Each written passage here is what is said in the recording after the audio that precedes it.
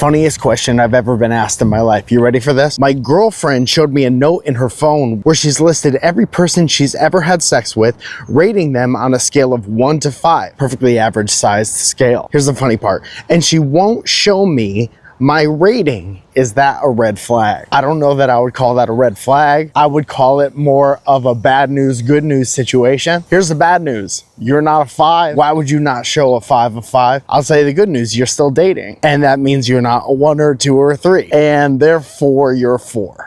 Congratulations, bud, you're a 4. I would not want to be shown that list. What if you find out that you're not a 5, but you see the list and you're right near somebody who was a 5? Person right before you was a 5? Devastating, emotional damage. I would not take that as a red flag.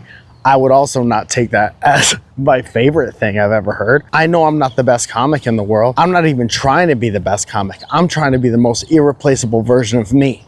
So you have to fuck like you do the most. I wouldn't take it too personally though. Unless she had a list of like people who fuck like you but better, and send this part to your girlfriend, but don't watch it. Just show me the list. I want to see her release the list.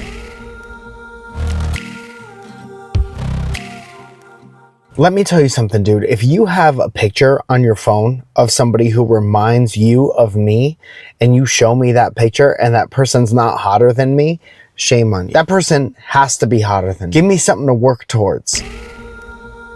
It simply must be fraud. You mean to tell me the guy with absolutely no political experience, who we all know as the guy from the hills, the reality show on MTV Music Television in 2008, lost the mayoral election in one of the biggest, most important cities in the world because of the mail-in vote? It must be fraud. And one of the biggest guys calling him out for fraud is the president of the United States, the guy who's cheated on everyone who's ever been with her in his entire life. And oh no, all of his supporters who said they were going to drive to LA to vote illegally in the election say the only reason he lost is because of fraud. Oh no. President, the guy who paid hush money to all the women he cheated on his wife with. Oh no. Oh no, the guy who's been convicted of tax fraud is saying that he cheated. Oh no. The misuse of charity funds guy, the fake college guy, the bad steak guy, the guy who didn't pay the people who helped build his buildings.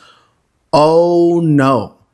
Must be fraud. Guy who lies to the American public all the time, saying that someone cheated to beat him, is the most ridiculous shit I've ever heard in my life. Here's my point. Lots of people upset about something you cannot prove, and almost no one upset about all the shit that they can and have proven. So what's that? While I was in New York, a horse collapsed in Central Park, one of the horse-drawn carriages, and I just want to go on record as to say we don't need that anymore. You gotta stop strapping horses to stuff.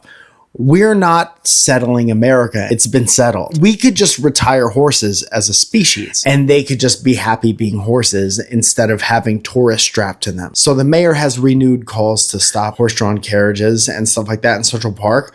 Aesthetically, it looks all right until a fucking horse collapses in front of your family, in front of the Mr. Tasty truck. I saw the video of the horse on the ground and it made me so sad. It looked like the last scene in a movie about how that doesn't need to happen anymore. If you want to ride a horse, go to a place where horses belong, like wherever Yellowstone is, or Tir na Nog. New York is a big, beautiful, hectic city with 200% humidity. And horses don't need to be strapped to your family. Sorry, brother. No more bondage Clydesdales for you and your family. So you can look around and be like, buildings are big. If you still want to do the rickshaw shit, hook it up to, I don't know, a UFC fighter or 1,000 rats. Let's start doing pigeon tours.